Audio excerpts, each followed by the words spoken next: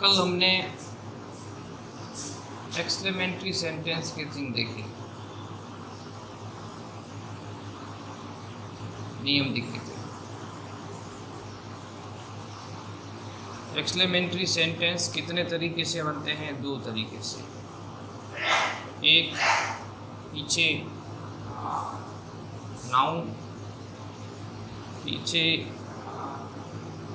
Helping verb. कल दो नियम देखे थे हमने, हल नियम ही देखे थे कल हमने केवल।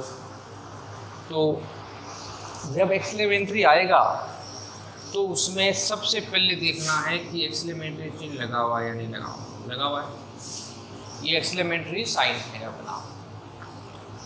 जब भी एक्सक्लेमेटरी चिन्ह लगा हो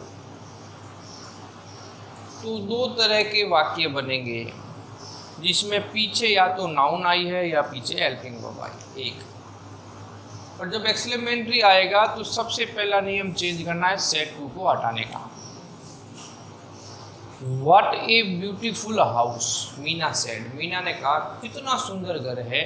इसका मतलब वो घर को देखकर उसके मुंह से व्हाट शब्द निकल गया, तो उसका मतलब उसको क्या हो रहा है? आश्चर्य हो रहा है। हमने कल लिखा था आश्चर्य हो तो एक्सक्लेम्ड विथ सरप्राइज लगाएंगे, खुशी हो रही है तो एक्सक्लेम्ड विथ जॉय लगाएंगे, दुख हो रहा है तो एक्सक्लेम्ड विथ सोरो या ग्रीफ का प्रयोग करेंगे, और जहाँ कुछ ज्ञात ना हो वहाँ केवल एक्सक्लेम्ड लगा देंगे। तो व्हाट ए ब्यूटीफुल हाउस, कितना सुंदर घर है, उसको मीना को घर देखकर आश्चर्य होगा। तो हम सबसे पहले सैड के स्थान पर लिखेंगे मीना exclaimed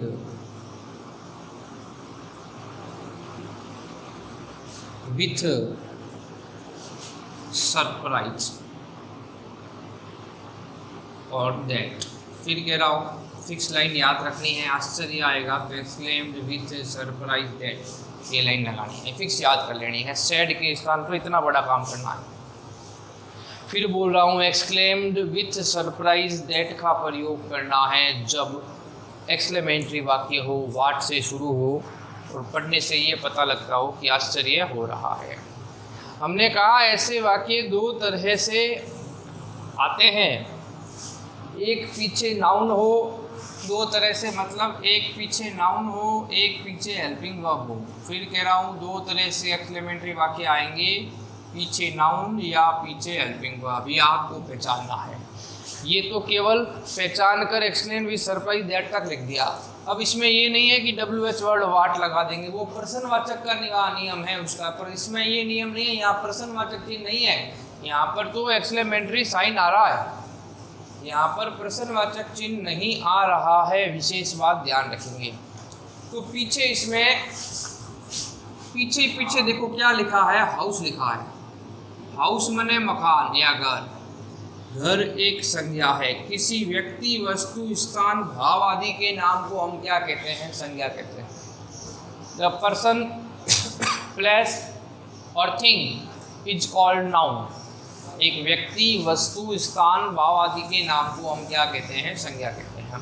तो ये जो घर है वो संज्ञा है, यानी वाक्य संज्ञा से शुरू होगा तो वो जो पहला नियम का लिखवाया था उस नियम को लिखना है कि हाउस नाउन है, उसको द लगाकर आगे ले जाओ तो क्या बन जाएगा? The house.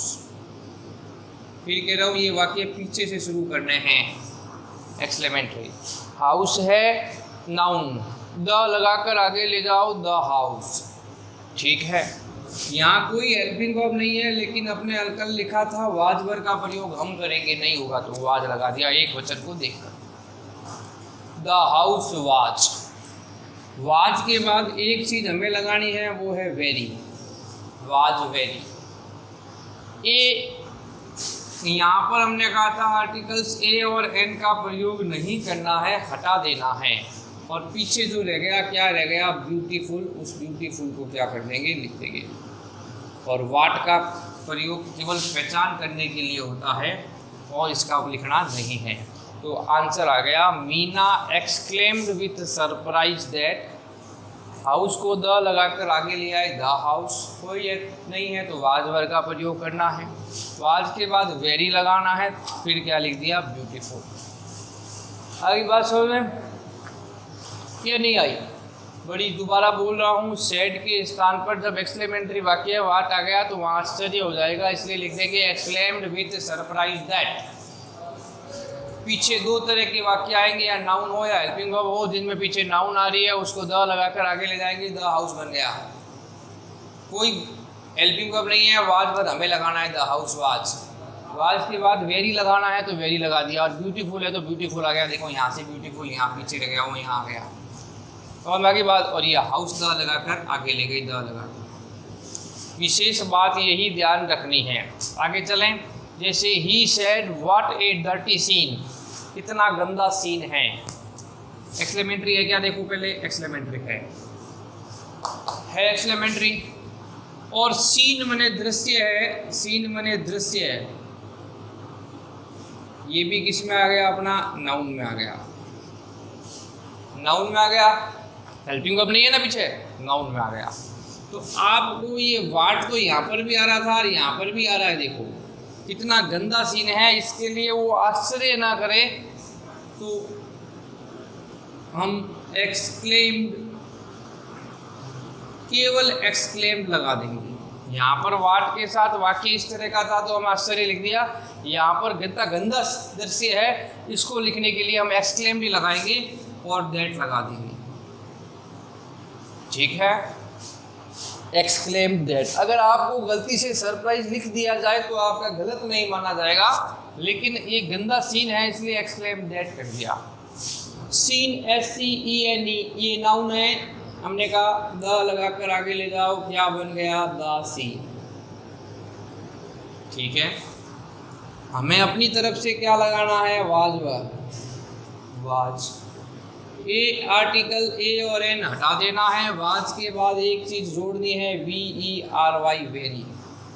और पीछे आ रहा है डर्टी, DIRTY। वाक्य बन गया, वाट हट गया, ए हट गया। He exclaimed that, सीन को द लगाकर आगे ले गई, द सीन। वाज वेरी हमें लगाना है, फिर डर्टी को यहाँ से पीछे ले जाएंगे।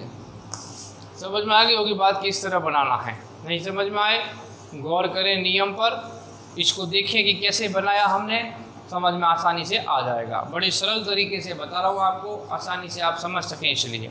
और बहुत सारे वाक्य देखेंगे इसके, ताकि आपको अच्छी तरह समझ में आ जाए। अगला है Hari said what a huge tree it is. आप कहोगे व्हाट आ रहा है, आ रहा है।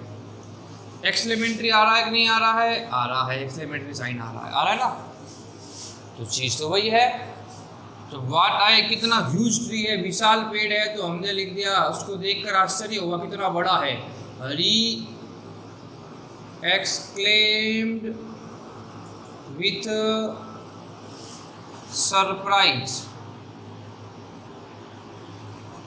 that, exclaimed with surprise that। अब इन दोनों में पीछे नाउन आ रही थी, इसमें पीछे देखो अंतिम में क्या आ रहा है, इज। इज नाउन थोड़ी है, इज RM वाज वर्ब तो क्या होता है, हेल्पिंग वर्ब है। इज RM वाज वर्ब क्या है, हेल्पिंग वर्ब है। Is RM was verb has, have, had, ये सब क्या होते हैं, हेल्पिंग वर्ब। इसका मतलब इसमें वाक्य में पीछे दोनों में नाउन आ रही थी, इस तीसरे वाक्य में पीछे हेल्पिंग वर्ब आ रही है। तो हेल्पिंग वर्ब वाला नियम लागू करना है। उसका नियम क्या है, ये जो हेल्पिंग वर्ब किसके साथ आई है, सब्जेक्ट क्या है, इट। इट के साथ आई है। इस जिसको हेल्पिंग वर्ब इट के साथ आई है उसको उठाकर आगे ले जाओ। इट बदलता नहीं है, थर्ड पर्सन है तो इट। इट बदल गया किसमें, वाज में। ये बोल रहा हूँ, सुन लो। हेल्पिंग वर्ब से पीछे हेल्पिंग वर्ब हो तो हेल्पिंग वर्ब जिस सब्जेक्ट के साथ आएगी, मान लो यहाँ इट है तो इट आ गया, ही होता तो ही आ जाता, ठीक है ना, सी होता तो सी आ जाता, यू होता तो वहाँ से बदल कर, या आई होता तो वहाँ से बदल कर हम चेंज करके लिखते। तो लेना इसको इसके साथ पहले है, इट आया इट के साथ तो इट पहले आया। इज RM किसमें बदल गया, वाज। AN वहाँ हटाते हैं, यहाँ नहीं हटाते हैं। देखो यहाँ AN हटा दिया था, यहाँ AN वापस आ गया, यहाँ पर AN नहीं हटाना है, ए आ गया। ए के बाद वेरी लगा दिया। ह्यूज ट्री है क्या, विशाल पेड़, बहुत विशाल पेड़, ह्यूज ट्री आ गया। क्या वाक्य बन गया? He exclaimed with surprise that it के साथ आया तो इट आगे आया, फिर इज बाद वर्ब में बदल गया। ए हटाना नहीं है, देखो इन दोनों में आर्टिकल हटाया है, इसमें नहीं हटाया है। वेरी हमें लगाना है, यूज ट्री लिखा हुआ है वो वीज ट्री लिख देंगे। ठीक है, ये नहीं समझ में आया? समझ में आ गया? नियम पढ़ें, इसके रूल पढ़ लें एक बार, और रूल को साथ में लेकर कॉपी को फिर इसको चेंज करना शुरू करें। आज तो अभी तक हमने 3 वाक्य किए हैं, धीरे धीरे 5-6 वाक्य करेंगे तो आप आसानी से पकड़ लोगे इसको कि कैसे वाक्य को बनाना है और किस तरह चेंज करना है। विशेष बात यही ध्यान रखनी है।